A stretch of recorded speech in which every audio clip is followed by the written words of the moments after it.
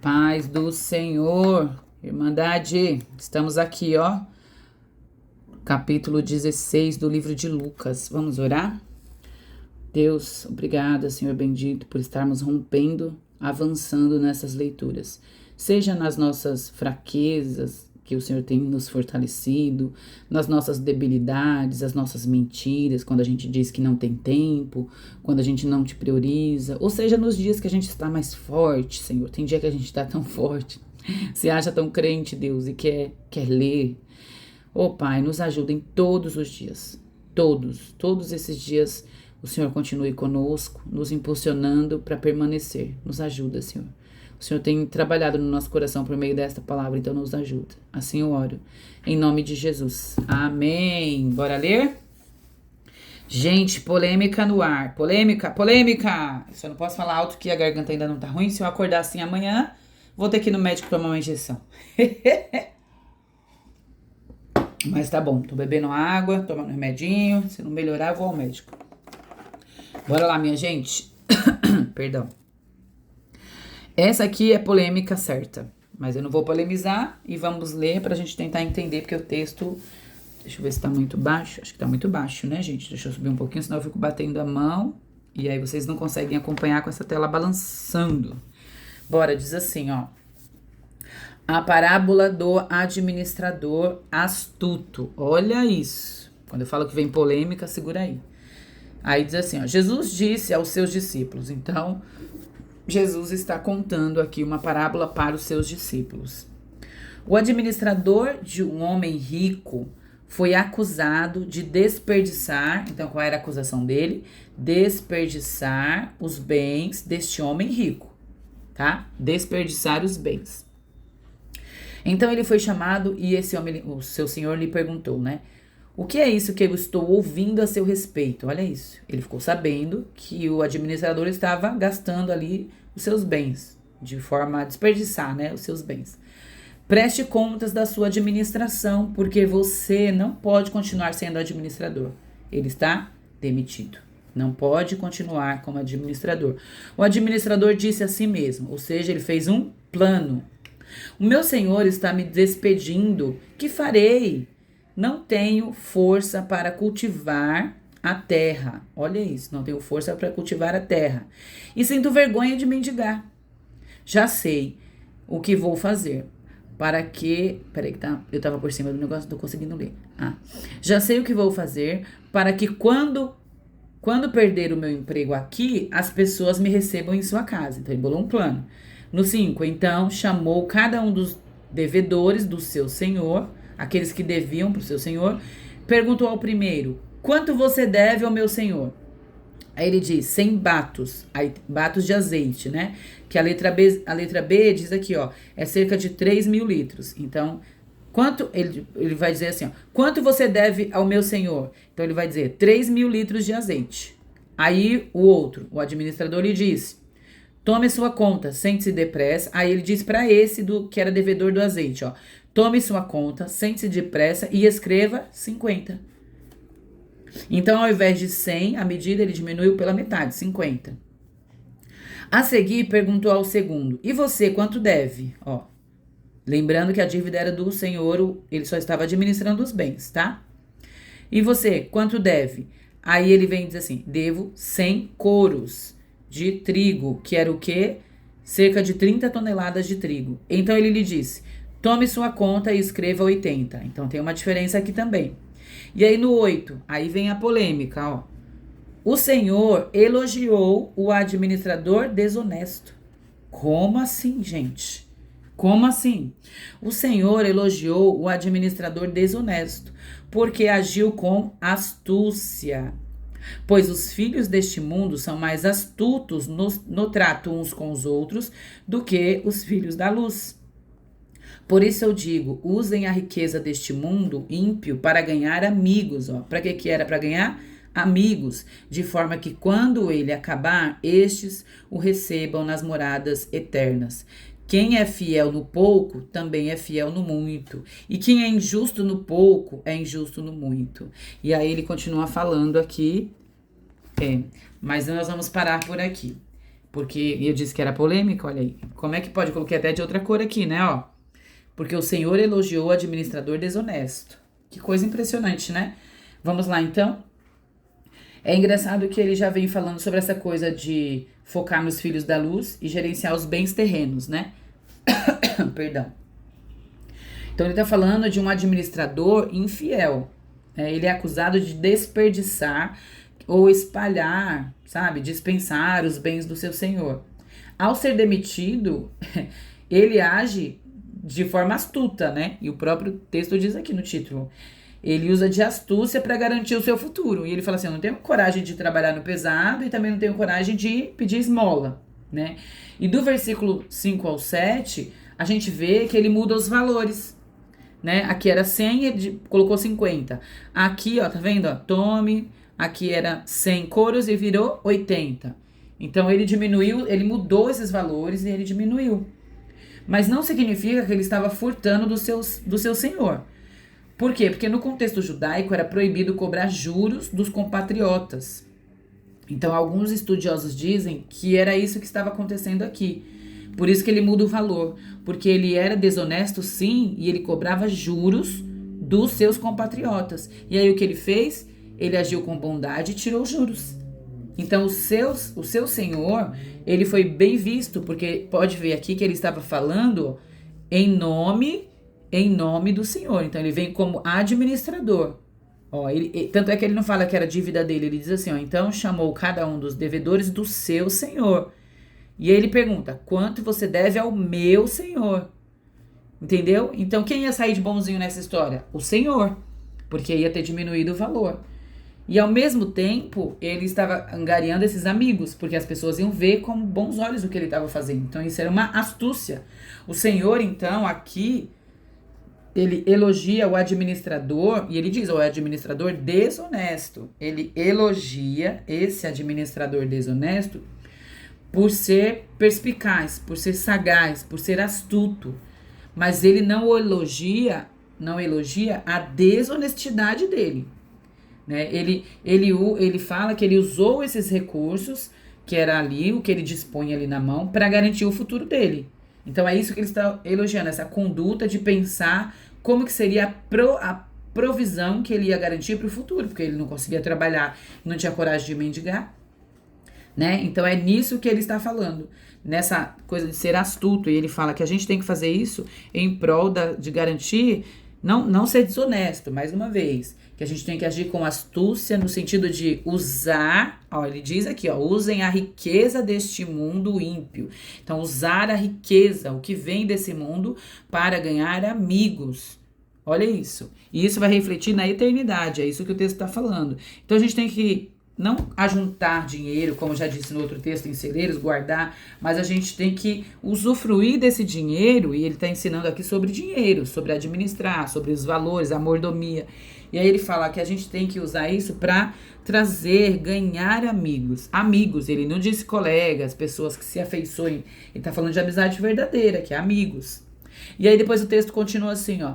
Nenhum servo pode servir a 2 senhores. Olha só, a gente já ouviu isso, né? Nenhum servo pode servir a 2 senhores. Pois odiará um e amará o outro, ou se dedicará a um e desprezará o outro. Vocês não podem servir a Deus e ao dinheiro, né? Aí dinheiro tem a letrinha, por quê? Porque aqui embaixo ele traz mamon, Deus e a mamon, que dinheiro no grego é mamon.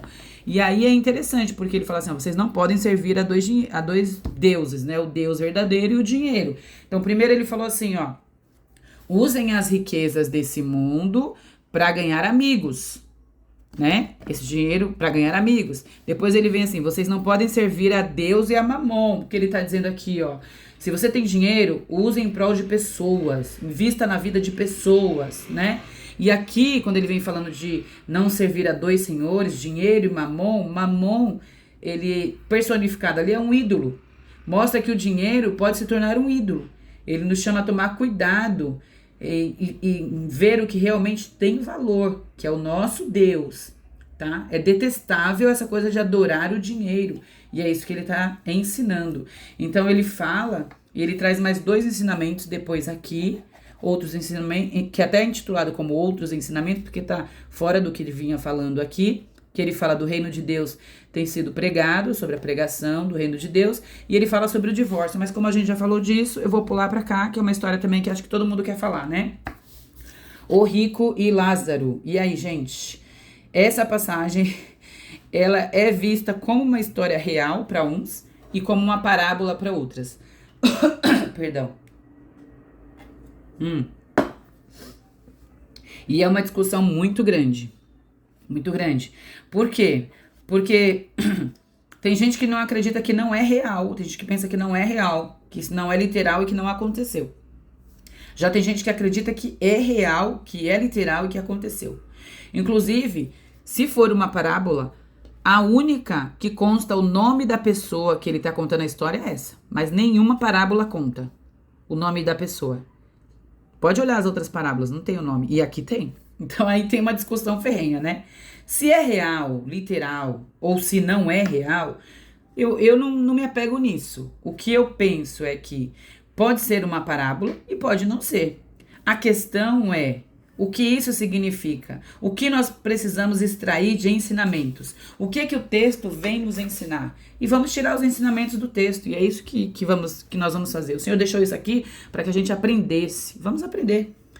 Então é assim, ó, o rico e o Lázaro. Eu vou ler tudo porque a própria história por si só ela já fala, tá? Havia um homem rico que se vestiu de púrpura e de linho fino, se vestia, né? De linho fino, e vivia no luxo, ó isso, vivia no luxo todos os dias, no luxo. Aí ele já falou ali atrás, ó, como você usa o dinheiro? Com os seus amigos. O que você faz com o dinheiro? Não pode usar ele como ídolo. E esse aqui é um homem que vivia no luxo, ó o dinheiro que fazia com ele.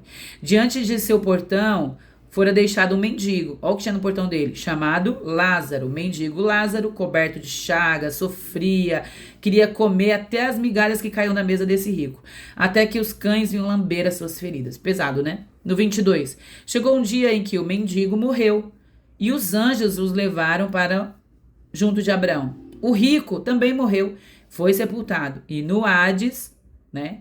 No Hades, onde estava sendo atormentado, ó, no Hades o que acontece lá? Tormenta. Ele olhou para cima, então o Hades é embaixo, porque ele olhou para cima, e viu Abraão de longe, com Lázaro ao seu lado. Ó quem estava lá? Um mendigo do lado de Abraão no céu, lá em cima.